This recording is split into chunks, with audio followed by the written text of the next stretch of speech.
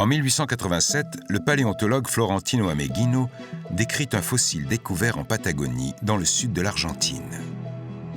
Le spécimen est un morceau de maxillaire édenté provenant d'un crâne qui devait atteindre une 60aine de centimètres de long.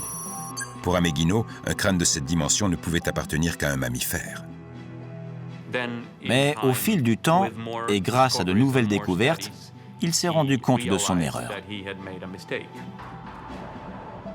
Les scientifiques de l'époque mettront 4 ans avant de conclure qu'il s'agissait d'oiseaux de proie. Les indices clés résidaient au cœur même des os fossiles. Luis Chiappe est l'un des plus grands experts dans le domaine. Il étudie les oiseaux de terreur au Muséum d'histoire naturelle de Los Angeles.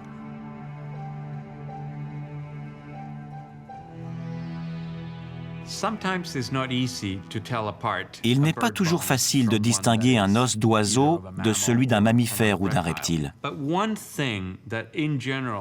Mais en règle générale, les os d'oiseaux sont plus creux et leurs parois sont fines, à l'inverse de ceux des reptiles ou des mammifères. Dans la main droite, je tiens un os de crocodile.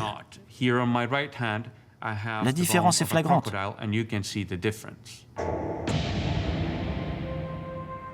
Au fil des années, de nombreux fossiles d'oiseaux sont découverts. Mais à quelle famille appartiennent-ils? À l'évidence, il s'agit de créatures imposantes, incapables de voler.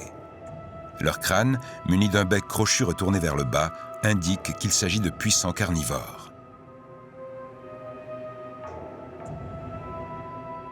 Le bec crochu et les pattes aux griffes acérées sont 2 caractéristiques que les oiseaux de terreur ont en commun avec les rapaces modernes. Mais sur une créature de plus de 2 mètres de haut pour 180 kg, les proportions sont effrayantes.